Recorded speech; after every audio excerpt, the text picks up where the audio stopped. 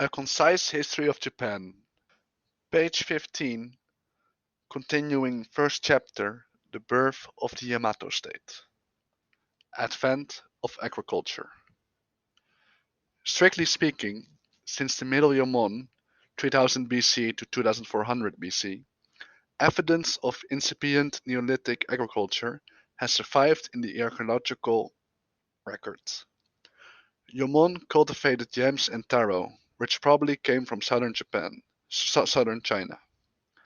They also manipulated the growth of lily bulbs, horse chestnut, and other plants critical to their survival.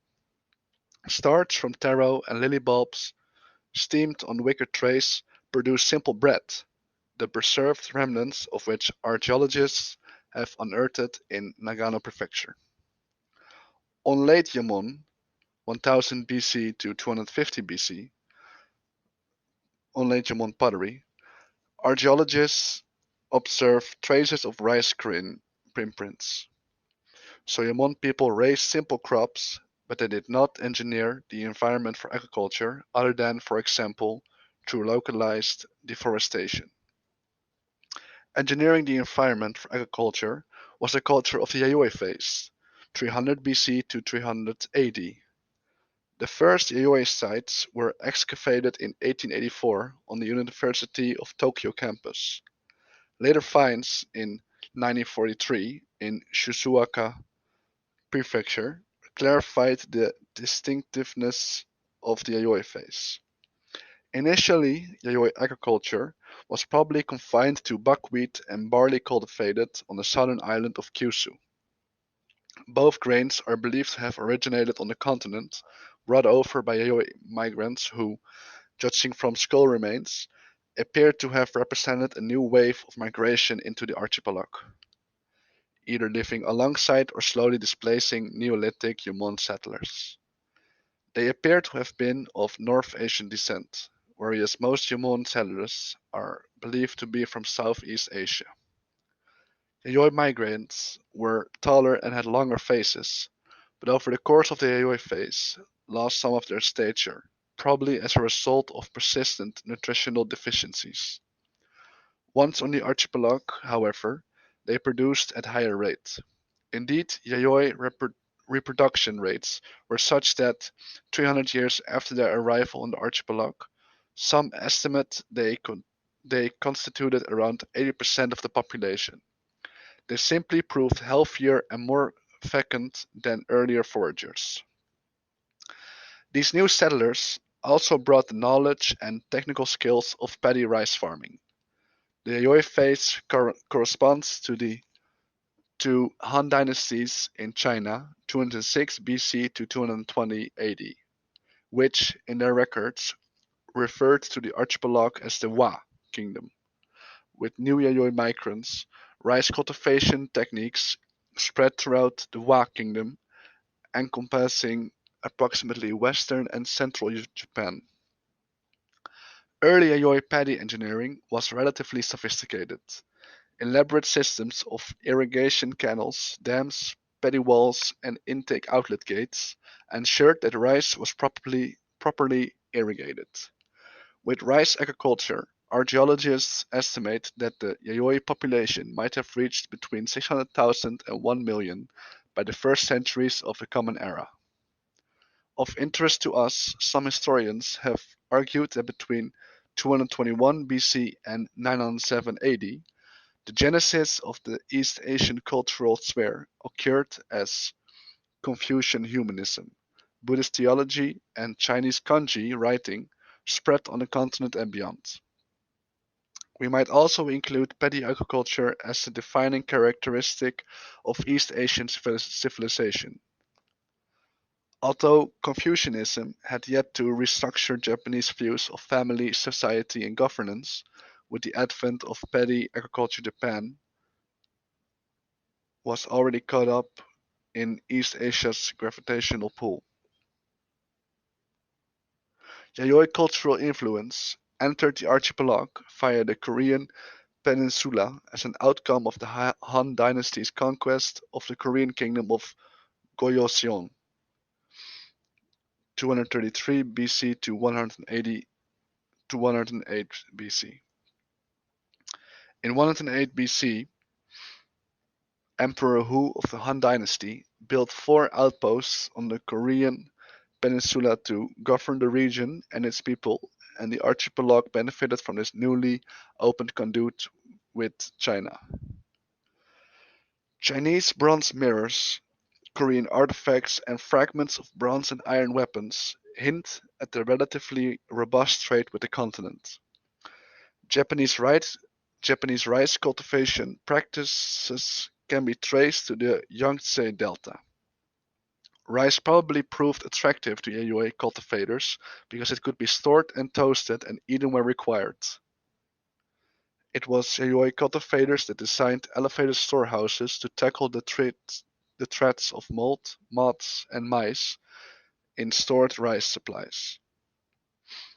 Early in the Yayoi phase, rice was one of many food plants cultivated in northwestern Kyushu at sites such as Itazuku in Fukuoka Prefecture. By the Middle and Late Yayoi, it ranked among the dominant crops.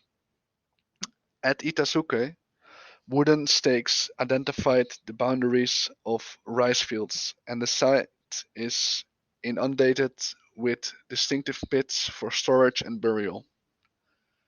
Dogs and some small horses roamed through these settlements, while deer and boar bones provided testimony to flesh in the Yayoi diet.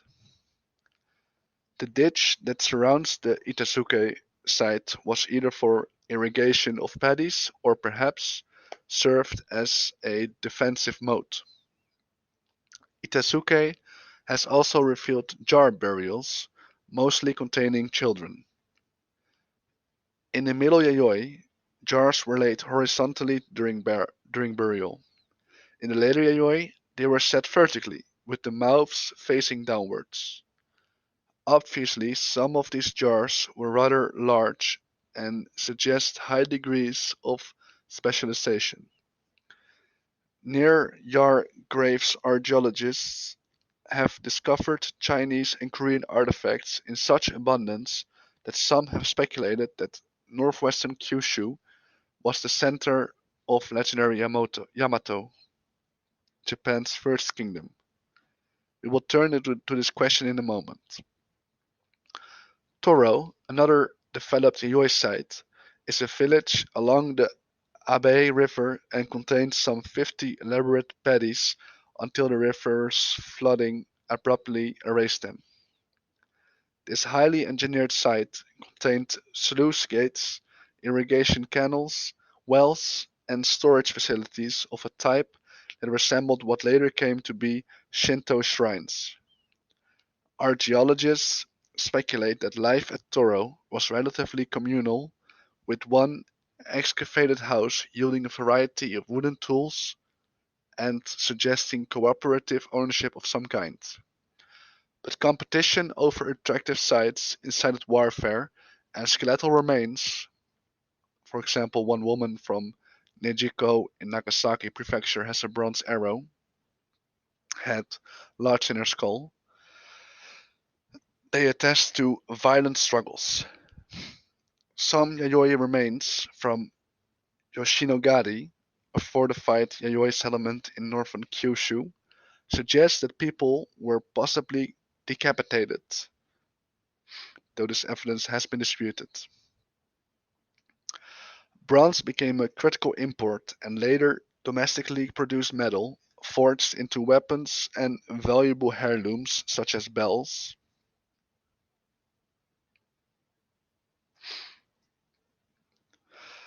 Sandstone bronze molds demonstrate local production of weapons and even bells in the 1st century before Christ. Local bronze production presents interesting logistical problems, not the least of which is the source of copper. Archaeologists believe Yayoi artisans recycled continental bronze and imported lead ingots, as little evidence exists of local surface copper mines on the archipelago until the 7th century.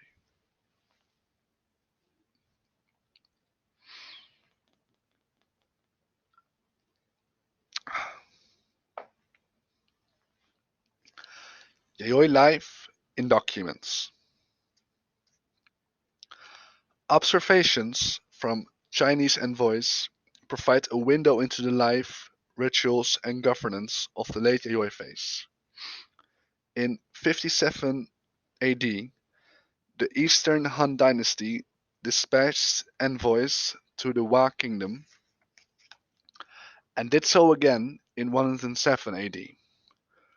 Despite significant turmoil within the Chinese dynasty leading to the loss and eventual recapture of the Korean outposts that had once proved a gateway for the flow of bronze, cultigens, and petty engineering techniques onto the archipelago.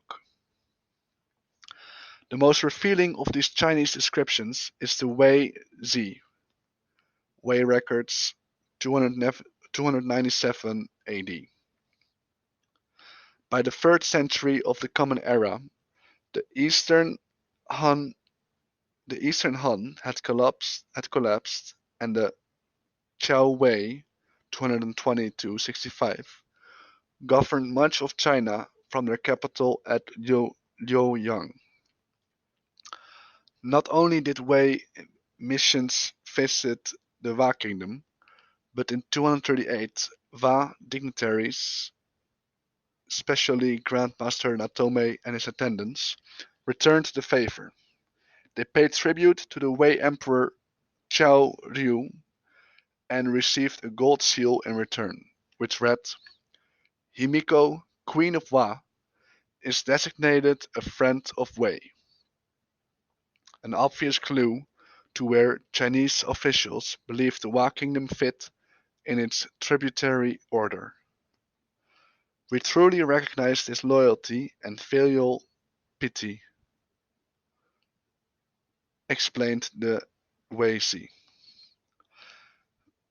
Wei generals urged Grandmaster Natome to do your best to bring about peace and comfort for the people and strive for filial piety. Obviously, East Asia's gravitational pull was becoming harder to resist for the archipelago's inhabitants. The principal conduit for Wa diplomatic travel was through another Han outpost, Daifang, also on the Korean peninsula, which is from where the Wei envoys began their journey to the Wa kingdom.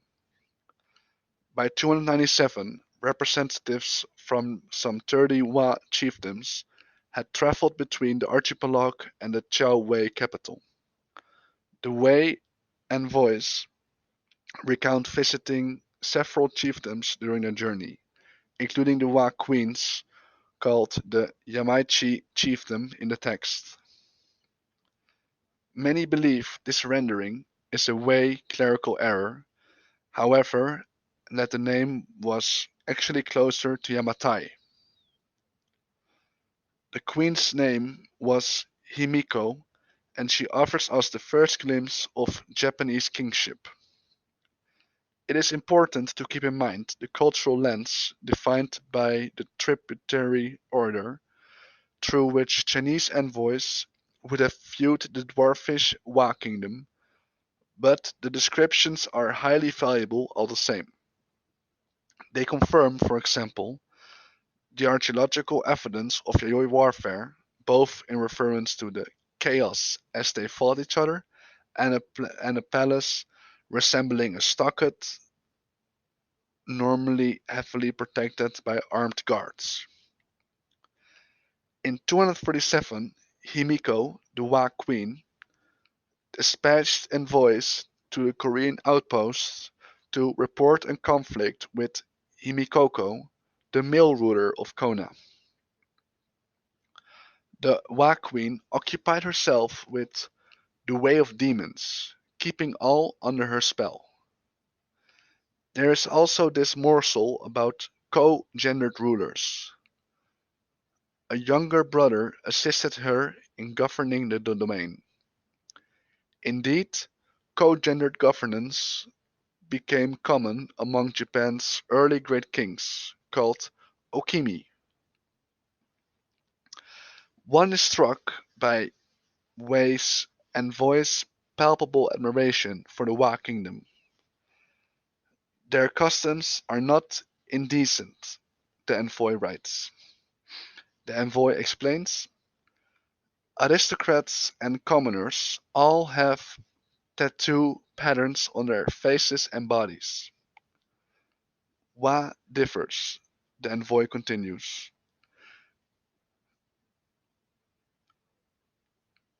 Decorate their bodies in patterns to prevent being annoyed by large fish and waterfowl.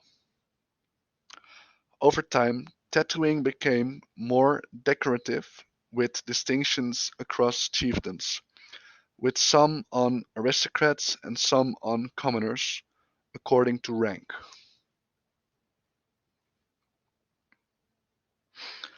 That no distinctions existed between fathers and sons or between men and women by sex flew in the face of Chinese Confucian norms, which stressed filial piety and hierarchy.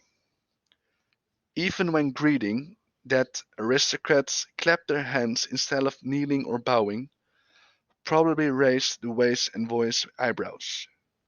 Yet even without these Confucian norms in social relations, women are not morally loose or jealous. The Wa kingdom is portrayed as a thriving place, with full granaries and bustling markets under state supervision.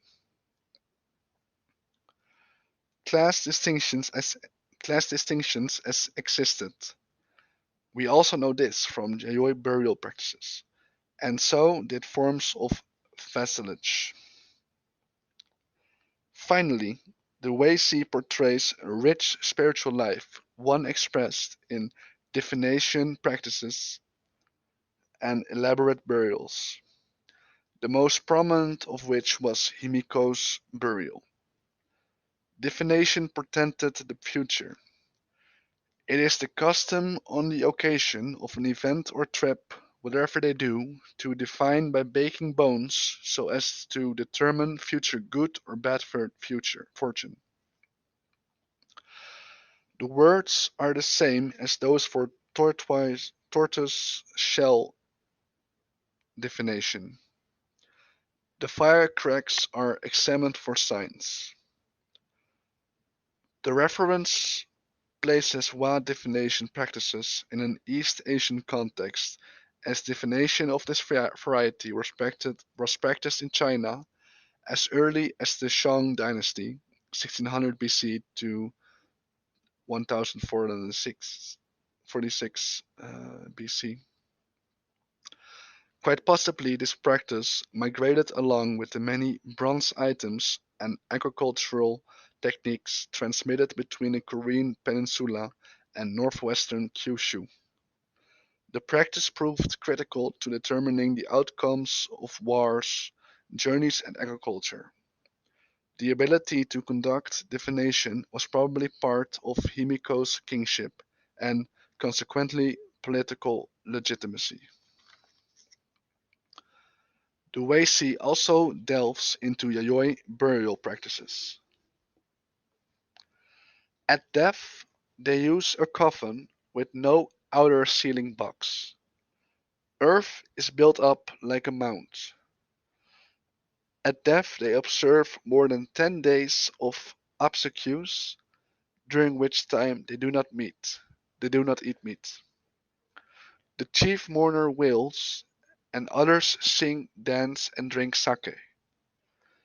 After internment, after internment, the family assembles to go in water for purification, just like ablutions.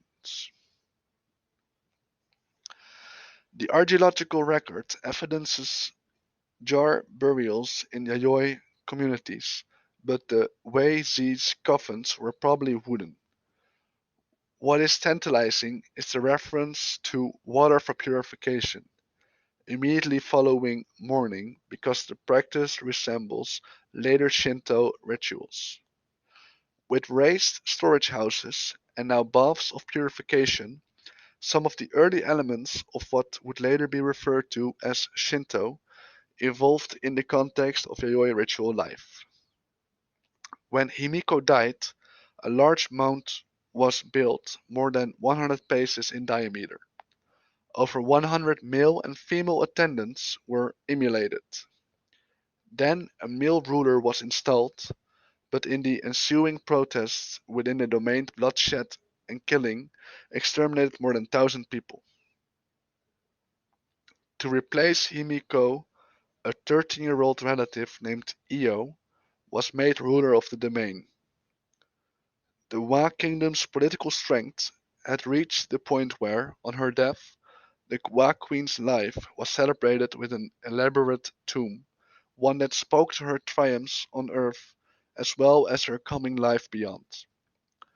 The construction of the Wa queen's tomb ushered in the next major archaeological phase on the archipelago, the Kofun, or tomb phase, 250 to 700 AD.